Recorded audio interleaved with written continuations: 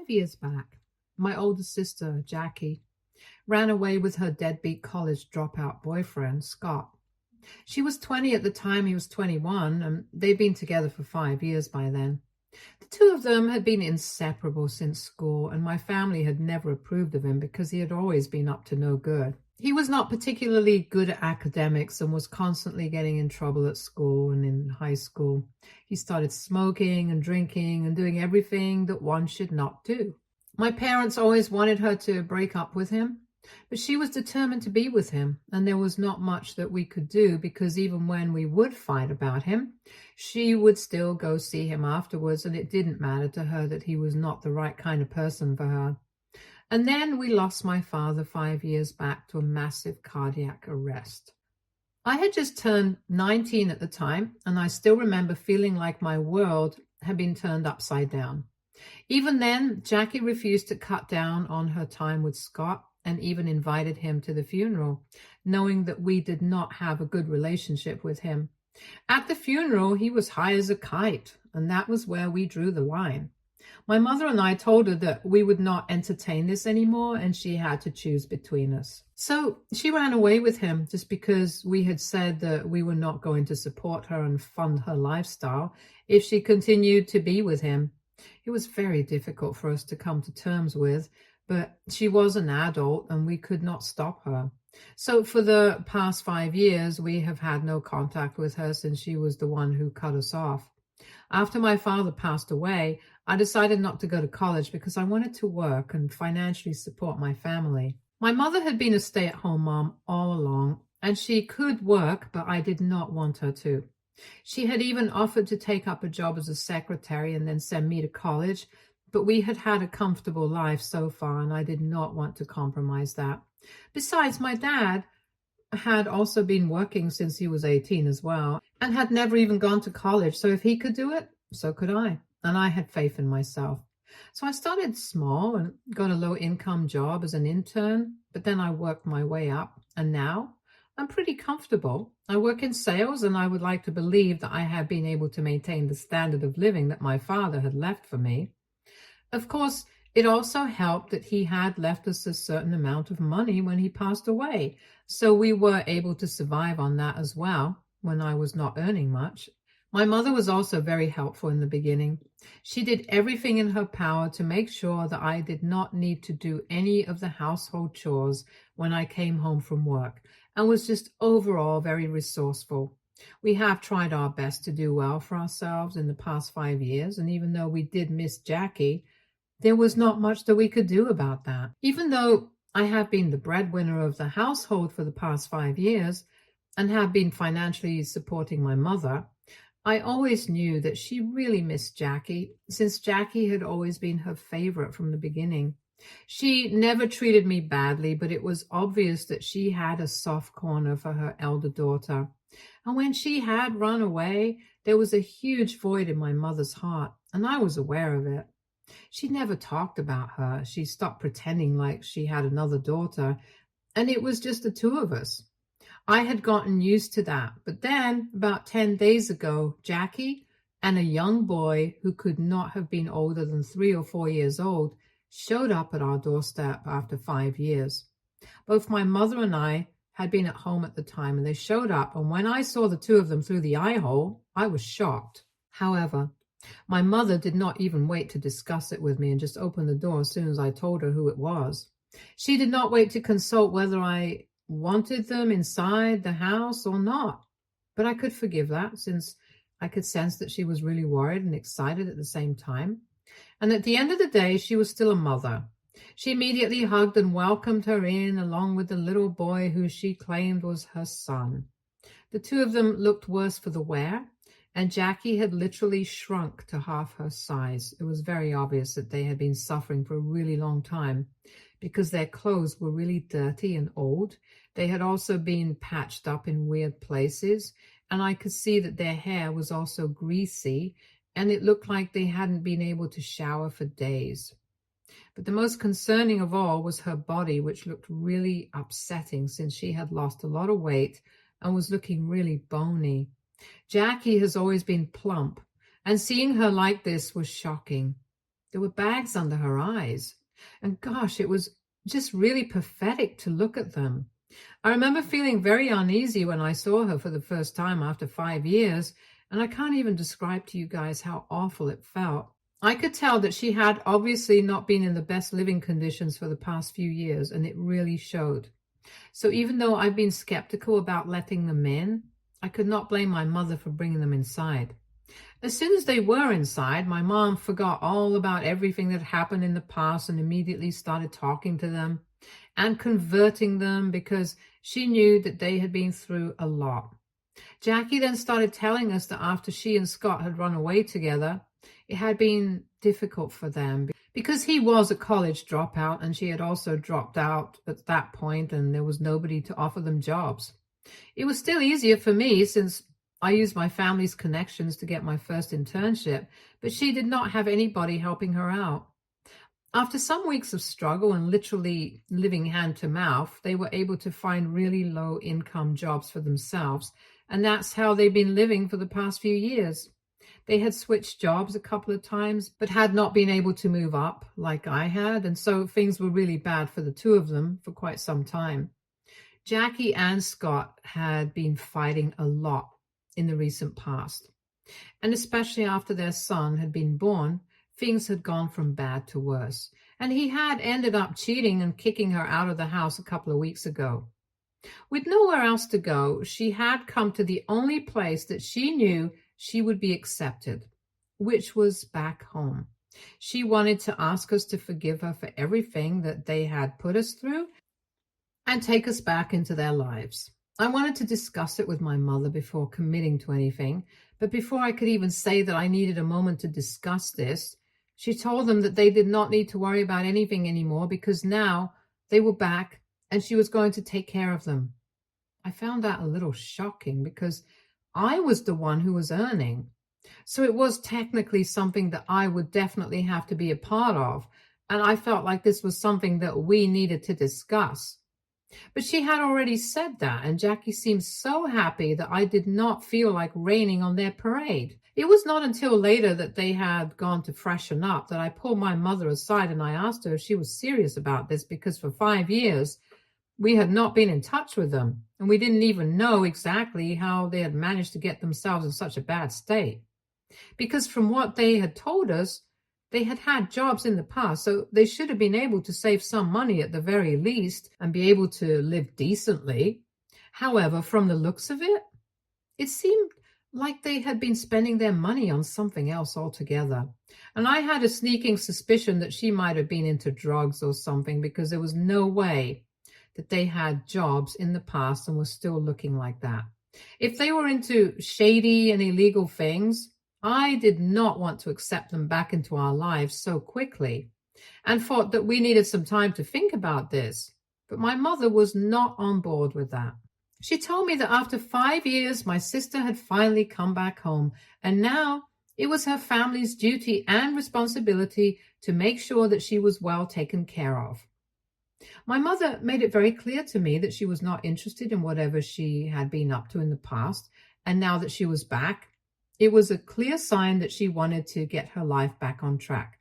If she had not wanted that, she wouldn't even have come back in the first place. So now we could not turn our backs on her when she was asking for our help and be mistrustful and weird. She had a point, so I decided to give it a chance even though I did not fully trust the two of them. I got to live together with them for just 2 days, and I was kind of worried about how things would turn out in the future. But just 2 days after they had returned, my mother sat me down when she was out looking for jobs, and her son was napping. And then she told me that she wanted me to find a place of my own, now that my sister was back. I was dumbstruck because I definitely could not understand her reasoning. But she told me that our house only had 2 rooms, and while I had a room for myself, she had been sleeping on the couch for the past 2 days while Jackie and her son had taken up the other room since the child didn't feel comfortable enough on the couch. It was causing a lot of problems for her back, so she wanted me to move out and have my own life and an apartment of my own. I suggested that maybe Jackie could stay in the living room if it was becoming a problem for her. But she told me that she did not want that because she wanted them to feel accepted in the family, and she couldn't force them out of that room and make them stay in the living room with no privacy or comfort after she had already offered to let them have it. I found that very offensive because she was basically kicking me out after I had supported her for 5 years and had been the only person who was there for her. But now, just because her daughter was back, she had completely forgotten about me and only cared about their comfort and their privacy or whatever. Jealousy wouldn't be the word that I would use for myself at that moment, but I was definitely very pissed off and kind of humiliated. I guess I just felt betrayed by the way that she was acting, and instead of trying to understand where I was coming from, she decided to accuse me of being jealous of Jackie and said that she knew that I had always had a problem with her, but the way that I was behaving was not acceptable. She was acting like I was someone who was jealous and insecure of Jackie coming back, and even said that I had had her all to myself for so many years and that should be enough for me, so there's no need for me to act like this now. She said she just wanted me to make one little sacrifice for the well-being of Jackie and her son, since they had been through a lot, and it had been unimaginable, so I needed to cut them some slack. It turned into a really bad fight, and I decided to pack up my things and leave that very day. It has been a few days since then, and I have been living with a friend since I can't find any apartments on such short notice, but I feel like I can't go back to living with my mother anyway because of what happened 4 days ago. After I left, I decided not to speak to my mother because she had really pissed me off and I was feeling very upset. So I muted her and I also blocked Jackie. I did not want anybody to be able to have access to me, and so I did not know what was going on after I had left. And then I received a call from my mother 4 days ago, and she was in tears. So I obviously got very concerned about her, and she told me that the police had shown up at our house and had placed Jackie under arrest, and she was in their custody. And from the looks of it, even she was under investigation. I was shocked to find out about that because I knew that there was something shady going on, but I had not expected her to get arrested so soon. When my mother told me the real reason why she had been placed under arrest, I was even more shocked because apparently the kid that she had brought along with herself was not even hers. He was not her son, but he was definitely Scott's son, and she had basically just kidnapped him and made a run for it to get back at him or whatever. It was completely unhinged. And when I found out about this whole story from my mother, I knew that this was serious and she was obviously calling to enlist my help. My mother told me that apparently the kid that she had brought along was the child that Scott had brought home when he had decided to kick her out. That was his son with his affair partner, and Jackie had been really upset about it, so when she got kicked out, she decided to kidnap him. And the poor kid was just 3 years old. He hadn't exactly been taught anything about such situations, so he just came along with Jackie, since she'd apparently convinced him that she was taking him to Disneyland, and then started threatening him to keep his mouth shut around us or she'd make sure he never got home. The cops had been looking for her for a really long time, but she had been practically untraceable because she did not have a phone or anything of the sort. Eventually, they were able to find her out, and I'm thankful for that. It was crazy, and I told my mother that she should have really discussed things with me before allowing Jackie and that kid to move in with us, because now she was going to be investigated as well, and even though the cops were not going to suspect anything since we had not been in touch for so long, it was still going to ruin her reputation if people find out about it. On the phone call, she told me that she wanted me to help her find a lawyer and prove that she was not involved in any of this. I told her that I would do that, but it would mean that she would have to stop speaking to Jackie because she had put our family in a really difficult spot, and I didn't appreciate that. But my mother thought that it was an unreasonable demand because no matter what she had done, Jackie was still our family. And she expected me to help her as well and things, that we should testify against Scott when the trial begins and try to save my sister. And that's where we disagreed, and we had a really bad argument on the phone because I was not on board with that. I think Jackie deserves to be punished for what she did. Being cheated on feels bad. I know that. And I know that it probably makes people feel like crap. But that's not an excuse to literally kidnap a child and then put your family in danger as well. That is unhinged behavior. And I don't feel like helping her out and becoming the bad guy in the process. So I made things very clear to my mother, but she said that I was just letting my jealousy and insecurity show yet again, and said that she wished she had raised somebody with more compassion than me. My mother started acting like I was the villain here, and now I'm seriously considering if I actually am or not, because I feel bad and I don't know what to do.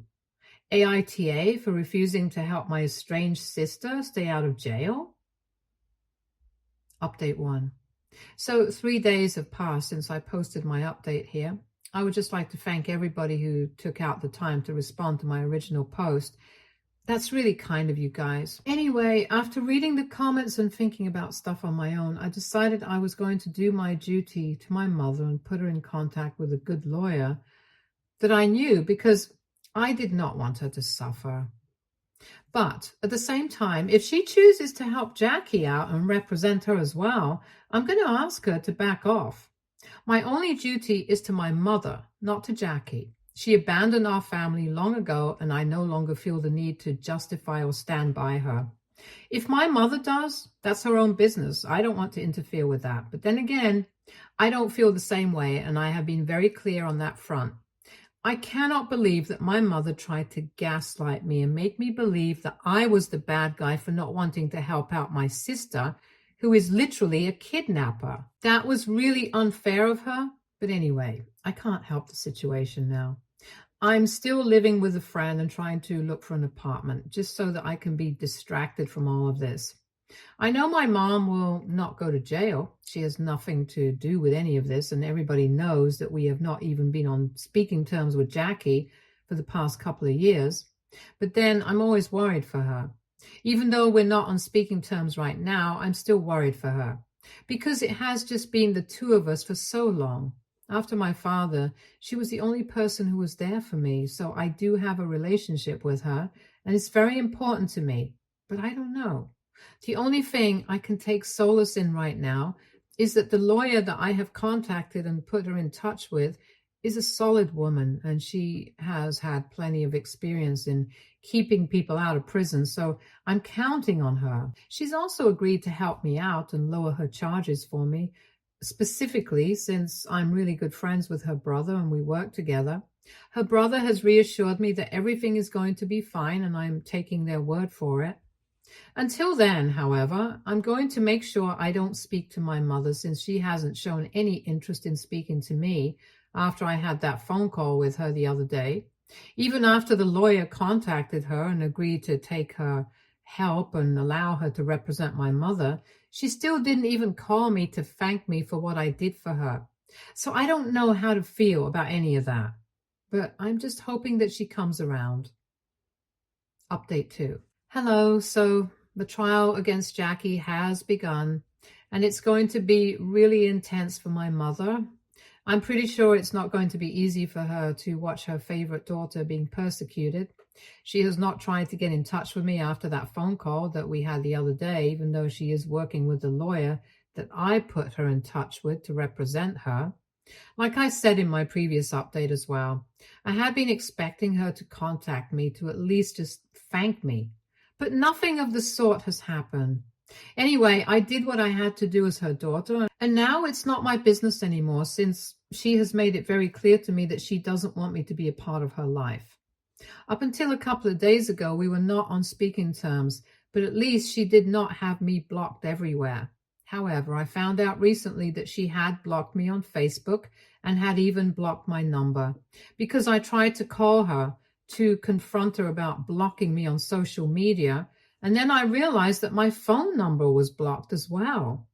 I could have contacted her by calling her through my friend's phone number, but it just did not seem worth it, so I let it go. Besides, now that I know that she does not want to speak to me or even let me know what's going on in her life, I've received the message loud and clear. I've told the lawyer not to contact me about any updates in the trial.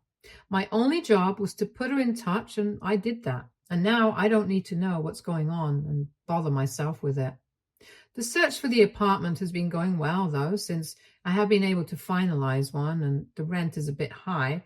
But now that I don't have to support my mother anymore, I guess I'll be able to afford it. Initially, I had been worried about what was going to happen to my mother now that she does not have anyone to financially support her. But I figured that she must have thought about it since she had been so confident and kicking me out and cutting me out of her life. I'm just hoping that she doesn't come back to me in order to get financial support from me, because I'm not going to continue with that after the level of disrespect that she has shown me. I'm just glad that in a few days I'll be able to get out of my friend's hair, because I think I've bothered her for long enough. And even though she insists that I can live with her for as long as I need to, I just need some space of my own and think about what's going on in my life right now, because a lot has happened over the past few weeks and I am yet to process it. So I might take a few days off from work as well and just try to sit with my feelings for a bit. I really need that. Update 3. Hi, it's been 2 months since the trial against Jackie started and she's on her own right now. It was proven pretty quickly that my mother had nothing to do with this situation, and she was not aware of the fact that the child that Jackie had brought along with herself was not actually her son. She and her lawyer were able to prove that she was not involved in any of this, and after clearing the charges of the lawyer, she told her to convey her thankfulness to me. When I was told about it, I was very upset, because she surely could have reached out to me to tell me about this. But even after 2 months, she didn't want to talk to me. I don't even understand what she's so mad about, since it's been proven that Jackie is the bad guy here, and I was right for not wanting to help her.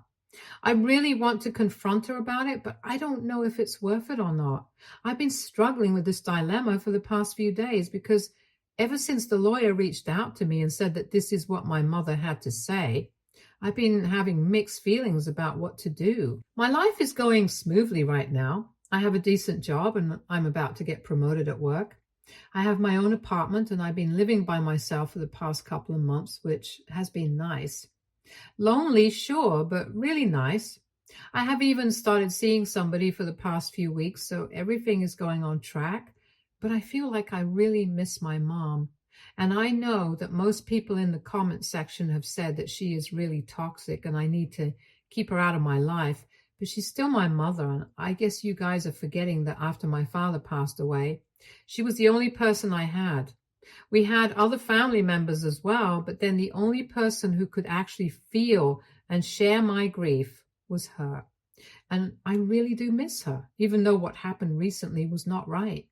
In spite of knowing that, I still miss her, and the least I can at least do is get some sense of closure and have one last conversation with her, which is not on the phone. So I've really been considering reaching out to her and meeting her just once. Update 4. Hi. So some of you really encouraged me to talk to my mother if I really missed her that much, and at least get some sense of closure after I made my post last week. And after thinking for a couple more days, I finally decided to reach out to her. I noticed that she had unblocked my number when I tried to call her, and she even answered the phone very quickly. I spoke to her on the phone and I arranged a meeting with her, and the very next day I went over to my house to meet her. She welcomed me with a hug and started crying as soon as she saw me, and she said that she was really sorry about the way that she had treated me, but she had seen Jackie after so long and that things just stopped making sense in her head and she had started acting like a total fool. I didn't even have to say anything in my defense. She agreed that every single thing that I had said had been right, and she was the one who had been wrong.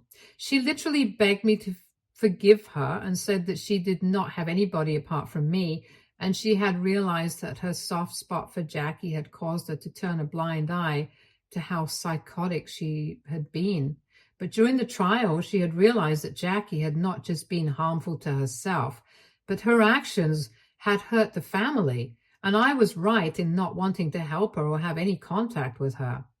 Just because she's related to me by blood does not mean that she respects that bond, and we don't need to respect it either at the cost of our sanity.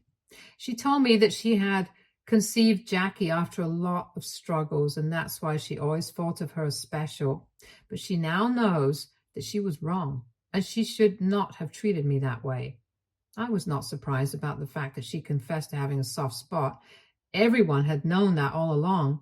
But when she told me that she was going to try and work on this and wanted our relationship to get better, I was really happy. And I know that she's not doing it for the money, because for the past 10 months since I had left, her brother was the one who had been supporting her. And she had even tried to get a job working from home in her brother's company, which is what she's doing now. So I know that this is all genuine, and she really wants to make things better between us. However, we have decided to stick to living separately for a while, because living alone has given me a new sense of perspective, and I can't always be living in my childhood home with my mom. I need to get out of there and live my own life as well. So we have decided to keep in touch and just wing it for the next few months and see how it goes. But yes, I'm going to try and fix my relationship with my mother, and I hope that things work out for us. Stay tuned for more stories from Argo Relationships.